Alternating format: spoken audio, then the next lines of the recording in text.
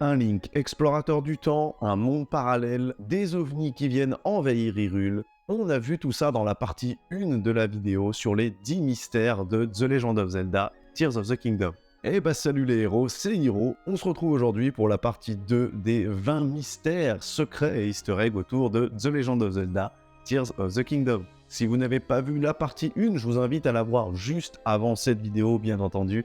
Très importante, sinon vous n'aurez pas tous les mystères autour du jeu. Et comme d'habitude, si la vidéo vous plaît et que vous voulez soutenir la chaîne, n'hésitez pas à vous abonner, à mettre le petit pouce vers le haut et dites-moi en commentaire si vous avez des réactions par rapport à ces différents petits mystères. Allez, on remonte à dos de notre plus beau cheval et on repart direction Hyrule pour les 10 derniers mystères autour de Tears of the Kingdom. Plus de tablettes Sheikah. Dans The Legend of Zelda Breath of the Wild, une des choses les plus importantes dans le jeu qui va un peu aider Link tout au long de son aventure, c'est bel et bien la tablette Sheikah. Inspirée très probablement à l'époque du Wii U Gamepad, puisque le jeu était initialement prévu pour la Wii U, cet objet nous permettait d'accéder au sanctuaire, d'activer les tours et d'avoir différents pouvoirs à travers le jeu. Mais on a pu le voir maintenant dans les nouveaux trailers, cette tablette a l'air d'avoir totalement disparu de l'équipement de Link. Enfin, totalement pas sûr. On le sait, maintenant les pouvoirs seront utilisables avec un bras visiblement assez endommagé qui a l'air de lui avoir été confié par un mystérieux personnage, probablement Sono. Ce bras donc nous permettra d'utiliser visiblement les nouveaux pouvoirs de Link. Terminer la tablette? Je ne suis pas sûr. J'ai cru voir à travers certains trailers que la tablette était de retour, mais elle n'a plus la même apparence que celle d'avant. Bien entendu, plus du tout inspirée d'un Wii U Gamepad, elle a l'air de se rapprocher beaucoup plus d'une Nintendo Switch, voire même d'un smartphone, et peut-être que celle-ci nous permettra d'avoir encore accès à la carte, à nos équipements, notre inventaire, mais elle sera peut-être plus celle que l'on connaît. Après, qui sait, il y avait certains pouvoirs relativement intéressants dans Breath of the Wild. Le cryonisme, la possibilité aussi de déplacer des objets métalliques avec une sorte d'aimant. Pourquoi le supprimer du jeu? Pourquoi ne pas faire un espèce de condensé des deux? Peut-être que Link pourra à la fois utiliser ses nouveaux pouvoirs avec son bras et ses anciens pouvoirs avec sa Switch Sheikah. L'équipement Sono. On l'a vu dans la partie 1, visiblement les sonos vont prendre une place énorme à travers le jeu. Et on a pu le voir surtout sur les nouvelles armes de Link. Alors oui, dans les différents trailers, Link a l'air de posséder tout un panel de nouvelles armes, elles aussi utilisables avec les fioles et donc l'énergie Sono. Je ne suis pas sûr que l'on a vu des armures Sono, et ça pourrait être intéressant de voir ça d'ailleurs, puisque celle techniquement inspirée des Sonos dans Breath of the Wild, c'était une armure un peu de barbare, faite en os. Mais on peut voir véritablement que c'est une espèce très technologique, donc pourquoi pas une armure un peu proche de celle que l'on avait dans Breath of the Wild avec les armures archéoniques. D'ailleurs, est-ce que ce sera la fin des armes et armures archéoniques basées sur les technologies Sheikah, sur les gardiens? Ce qui paraît également logique pour donner un nouveau vent de fraîcheur, mais le plus important, comme j'ai pu le dire, c'est qu'elles ont l'air rechargeables et donc de donner des pouvoirs assez intéressants. Des lance-flammes, peut-être des tirs de laser, des armes que l'on pourra activer ou désactiver, peut-être même des pièges. Seront-elles cumulables ou utilisables avec les différents pouvoirs de Link? En attendant, cela promet des gameplays relativement intéressants. Les véhicules Sono. On vient de voir les armes, et si on passait maintenant aux véhicules? Et oui, on a pu voir aussi dans tous les trailers que beaucoup de véhicules seront réalisables. Des véhicules volants, des véhicules terrestres, même des véhicules allant sur l'eau. Bref, ça a l'air d'être relativement complet. Ils utilisent eux aussi la technologie Sono, et donc ces espèces de fioles d'énergie. On est d'ailleurs en droit de se poser, est-ce que certains véhicules seront capables d'être armés avec toutes les technologies Sono que l'on a pu voir? Différents lance-flammes, tirs de rayons, des armes à activer manuellement. Ça pourrait être relativement intéressant de pouvoir créer des espèces d'engins de siège pour pouvoir attaquer des groupes ennemis, des forteresses et même survoler certains lieux que l'on pourrait probablement bombarder. Alors est-ce qu'il y aura un espèce de système de sac où on peut donc garder avec nous certaines pièces pour créer des véhicules, des roues, des ailes, des choses comme ça, voire même des matières premières que l'on pourrait poser, comme on pouvait le faire avant avec des morceaux de monstres ou la cuisine? Est-ce que cela pourrait fonctionner un peu pareil, c'est-à-dire aller dans son inventaire, récupérer des morceaux de véhicules, les poser, les assembler et à tout moment du coup pouvoir se créer Eh bien, une sorte de véhicule en fonction de la situation. J'ai pu voir d'ailleurs dans beaucoup d'îles célestes des espèces de choses en forme de boules, de choses comme ça, qui pourraient me faire penser à des gachas. Alors je sais pas si Nintendo ira jusque-là en intégrant des espèces de géants gachas qui pourront vous donner des objets, mais ça serait assez intéressant et ça pourrait être une espèce de petite nouveauté comme ça dans le jeu, avec pourquoi pas un système d'objets, de pièces ou d'artefacts à emmener dans ces différents endroits pour pouvoir récupérer du matériel. Bon, ça on le verra probablement à la sortie du jeu, mais ça serait relativement intéressant. Petite pause dans la vidéo, j'ai pu voir pendant le montage que visiblement il y aurait bien un système de gacha qui allait vous permettre de débloquer des objets. Ça a été officialisé par Nintendo, et on aura du coup cette possibilité de récupérer plusieurs objets pour créer des véhicules que l'on stockera directement, visiblement, dans notre inventaire. Pouvoir aller sous l'eau. Grand absent de Breath of the Wild, les fonds marins ne sont pas accessibles dans le jeu. Aucun moyen de voir ce qu'il y a dans les fonds marins, est-ce qu'il y a des vestiges, des choses intéressantes à découvrir, et même des espèces monstrueuses qui pourraient nous surprendre. Ça, on ne le saura probablement pas. Sauf si, dans Tears of the Kingdom, les fonds marins sont accessibles. On le sait, on peut créer des véhicules terrestres, des véhicules qui volent, des véhicules qui vont sur l'eau, mais pas de véhicules sous-marins, en tout cas pas dans les trailers. Mais si Nintendo poussait le truc à fond, imaginez la possibilité d'avoir des tenues, différentes armures qui nous permettent d'aller sous l'eau, de résister et même de respirer sous l'eau, mais aussi la possibilité de créer des véhicules sous-marins, des sortes de sous-marins tout simplement. Cela permettrait à la carte du jeu d'être encore plus étoffée, car je vous le rappelle, il s'agit de la même carte que Breath of the Wild avec probablement pas mal de petites choses qui vont changer, mais cela reste la même carte. En plus, le côté sous-marin rendrait le jeu encore plus complet avec des explorations sur Terre, sous Terre, dans les airs et du coup sous-marine. Pour moi, cela créerait vraiment un jeu extrêmement complet et extrêmement intéressant à parcourir. Reste à voir bien entendu si la Switch le permet et si bien entendu les développeurs ont trouvé des idées intéressantes, puisque aller sous l'eau juste pour aller sous l'eau, c'est pas forcément très intéressant. En tout cas, si c'est le cas, eh bien, j'ai hâte de créer mes super sous-marins et d'aller explorer tout ça. Un nouveau bestiaire. Un des petits défauts de Breath of the Wild, c'était son bestiaire. Alors, il n'est pas si petit que ça, mais c'est vrai que beaucoup d'ennemis se ressemblent et qu'on a vite fait le tour. On a des moblins, des bokoblins, des espèces de magiciens, des gigalinelles de la mort.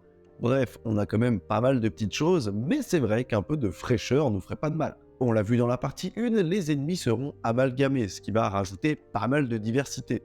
Mais ce que l'on n'a pas dit dans la partie 1, c'est qu'il y a visiblement des nouveaux ennemis.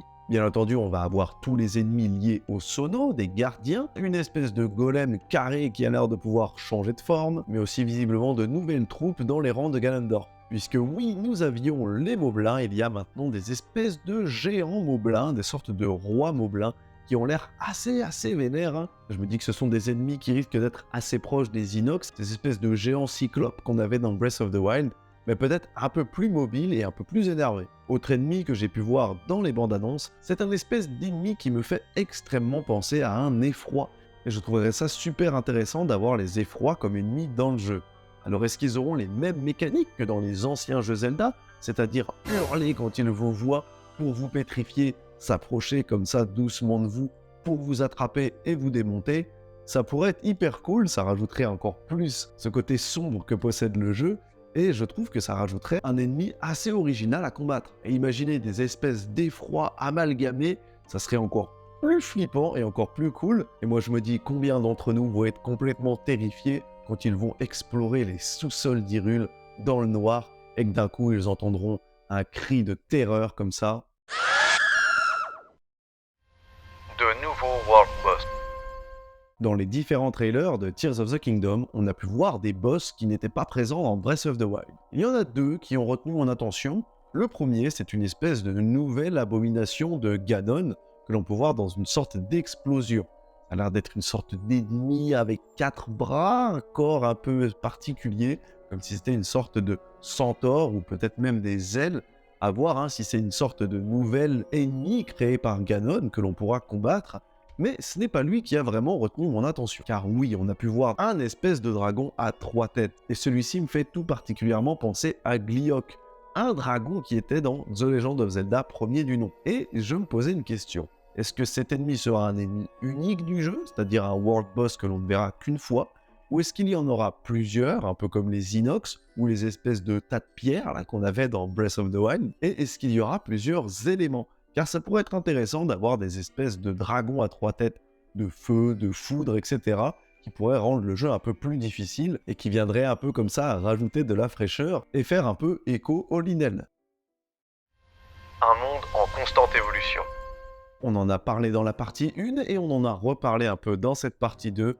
Les îles célestes du jeu ont l'air d'avoir beaucoup de petits mystères à nous offrir. En effet, dans pas mal de bandes annonces, j'ai pu voir que certaines îles disparaissent en fonction de la bande annonce. C'est là que je me suis posé la question et que j'ai eu du coup cette idée pour les sanctuaires. Est-ce que c'est bel et bien les nouveaux sanctuaires qui font apparaître ces îles célestes et c'est la raison pour laquelle à certains moments ils ne sont pas présents sur les trailers? Ou est-ce que la carte est en perpétuelle évolution? Est-ce que ces îles peuvent se déplacer? Est-ce que certaines îles célestes seront du coup éphémères et peut-être même créées de manière procédurale? Car j'ai l'impression qu'au fur et à mesure du jeu, du temps, certains endroits ne sont plus pareils. Bien entendu, on sait que certaines cartes du jeu ont été revues, notamment pas mal d'endroits qui étaient infectés par la rancœur de Ganon ne sont plus infectés, donc le monde a l'air de pas mal bouger. Et je trouverais ça intéressant de me dire que les îles célestes peuvent venir, partir, car une question que je me posais, c'est est-ce que les îles célestes vont rester statiques dans le ciel? S'il y en a beaucoup, je me dis qu'à la fin du jeu, la map peut être vraiment surchargée. Imaginez, vous avez encore une centaine de sanctuaires qui du coup sont des îles célestes et vous les avez toutes trouvées. À la fin du jeu, le ciel sera rempli d'îles. Alors ça peut être sympa, mais ça peut être aussi hyper étouffant. Alors je me dis que ça pourrait être intéressant que ces îles vont et viennent au gré du vent ou au gré des différents sanctuaires que l'on pourrait activer, ce qui ferait que la map serait constamment en train de changer de tête, changer d'état, et personnellement, je trouverais ça beaucoup plus intéressant. Les personnages mystérieux. On va revenir sur un sujet relativement mystérieux, et je vous en avais un peu parlé dans la partie 1. Le trailer nous a révélé pas mal de nouveaux personnages, d'ailleurs les nouveaux prodiges. Même si le prodige des Gorons a l'air d'être absent du jeu. Enfin, absent du jeu, non, mais surtout absent des trailers. Alors pourquoi, alors qu'on a vu tous les autres prodiges, Nintendo nous garde celui-là? Ce Goron n'est pas mort dans Breath of the Wild et est censé devenir le nouveau Daruk, en tout cas le nouveau prodige. Alors peut-être que Nintendo ne nous l'a pas encore présenté parce qu'on le sait, dans Breath of the Wild, ce Goron était un peu peureux, pas très courageux, même si c'est ce Goron qui vous aide à atteindre le sommet de la montagne de la mort. Du coup, je me dis que si Nintendo ne l'a pas encore présenté dans les différents trailers, c'est peut-être que son design a totalement changé. Imaginez, entre Breath of the Wild et Tears of the Kingdom, il est devenu un Goron beaucoup plus badass, peut-être plus ressemblant à Daruk, et ça sera un peu l'espèce de petite révélation comme ça, le Goron qui est devenu hyper badass. Sur les personnages mystérieux, on a bien entendu cette espèce de femme reptile que l'on pouvait voir sur les gravures du jeu, et qui a l'air d'être fortement liée au peuple Sono, peut-être d'ailleurs qu'elle en fait directement partie.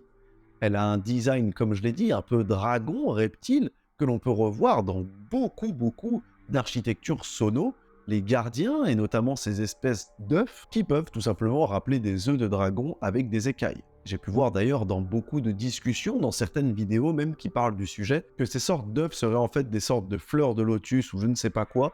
À mon sens, pas du tout, en tout cas selon mes théories, cela représente bel et bien des œufs de dragon.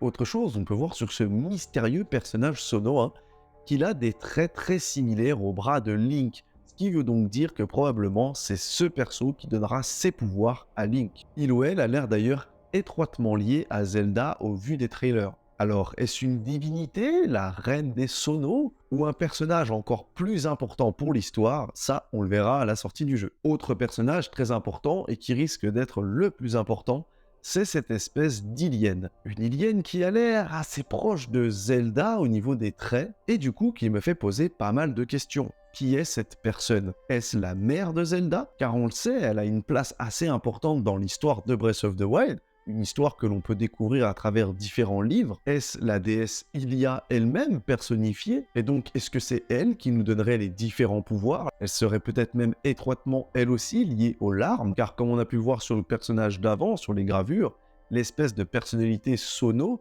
a l'air d'être liée aux larmes qui pourraient être les larmes secondaires, et peut-être que Hylia, elle, serait liée à la Triforce et donc l'arme principale. Mais le plus fou, imaginez qu'il s'agisse en réalité d'une autre Zelda. Car oui, chaque jeu possède sa propre Zelda. Et si ce jeu-là nous propose des temporalités différentes, le passé, le présent, le futur, voire même un univers parallèle, eh bien il y aurait une autre Zelda. On peut le revoir d'ailleurs au niveau de leur esthétique, ils ont beaucoup de choses en commun. Au niveau de la tenue, au niveau des ornements, ces deux personnages ont l'air quand même très liés. Alors bien entendu, la raison voudrait que ce soit probablement sa mère, mais ce serait encore plus fou que ce soit directement une autre Zelda. Et imaginez si tout ça avait un lien avec The Legend of Zelda Skyward Sword. Le retour des chronolithes. Dans différents trailers du jeu, j'ai pu remarquer sur les îles célestes des espèces de sphères qui m'ont énormément fait penser aux chronolithes de Zelda Skyward Sword. Bien entendu, vous allez me dire, il y a quelque chose qui ne va pas. On le sait, dans Skyward Sword, les chronolithes sont liés aux technologies Sheikah. Et là, ces espèces de sphères, on les voit sur les îles Sono. Alors, est-ce que cela sera expliqué d'une manière ou d'une autre? En attendant, imaginez que les chronolithes soient à nouveau disponibles. Elles nous permettraient du coup d'explorer des zones avec différentes temporalités, et du coup de jouer avec le passé, le présent et le futur sans directement propulser Link dans une autre temporalité. Cela permettrait d'avoir des petites zones qui nous montreraient des versions temporelles différentes. Peut-être que celles-ci pourraient jouer un rôle important dans les différents sanctuaires et dans la façon de les résoudre, et je trouverais ça très intéressant qu'on ait un parallèle à Skyward Sword. On le sait, Skyward Sword, c'est les origines de tous les Zelda. Et aussi, un jeu qui nous proposait des îles célestes. D'ailleurs, imaginez, pour le mystère d'avant, on a parlé d'un personnage qui pourrait être Ilia, voire même une Zelda. Imaginez qu'il s'agisse ici de la Zelda de Skyward Sword. Alors, il y a très peu de chances que ce soit le cas, mais ça serait encore plus dingue qu'il y ait un lien direct entre les deux jeux. On aurait alors la Zelda originelle qui rentrerait en contact direct avec la dernière princesse Zelda. Ce qui m'a fait aller un peu sur ce terrain-là, c'est que le Ganondorf que l'on voit dans beaucoup de trailers me fait énormément penser à certains moments à l'avatar du néant. On peut voir que Ganondorf a sa forme assez proche d'ailleurs du Ganondorf de Ocarina of Time, avec ses petites oreilles rondes d'ailleurs, mais on peut voir dans certains plans que la momie devient une espèce de Ganon encore plus vénère avec ses espèces de longs cheveux, qui pour moi faisaient directement écho à l'avatar du néant. Alors imaginez la Zelda du présent qui combat le Ganondorf du présent, aidé tous deux de Zelda du passé de Skyward Sword, la toute première Zelda, contre Ganondorf aidé par l'avatar du néant lui-même. Une sorte de crossover géant qui mettrait un terme à tout, la dernière et la première contre le dernier et le premier, qui viendrait un peu détruire toute cette espèce de légende qui se répète à l'infini, peut-être un peu le point final à tout ça. Le dernier combat, le combat ultime, franchement cette théorie serait folle. Zelda sera jouable.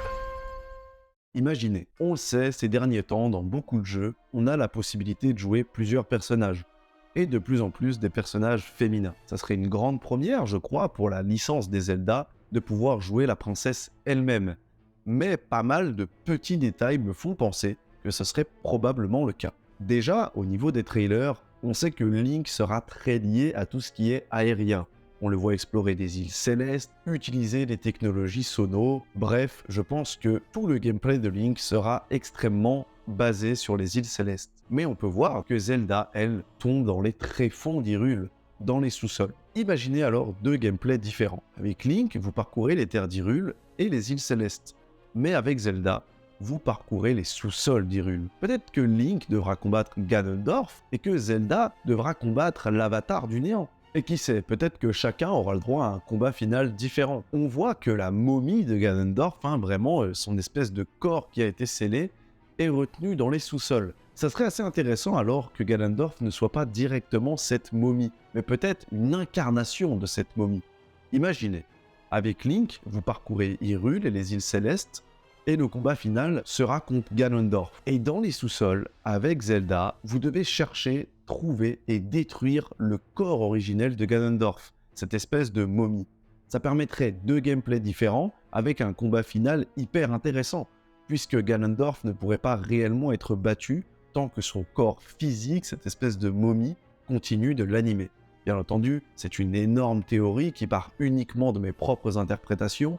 Il y a très peu de chances que ce soit le cas. Pouvoir donner la possibilité à Zelda d'être jouable Peut-être que pour des donjons souterrains ou pour une sous-intrigue, ça serait encore plus cool. Bien entendu, je ne pense pas qu'il y aura de mode coopératif, il y a très peu de chances que l'on puisse jouer à deux, mais par contre, switcher entre deux personnages, à mon sens, ce n'est pas totalement impossible.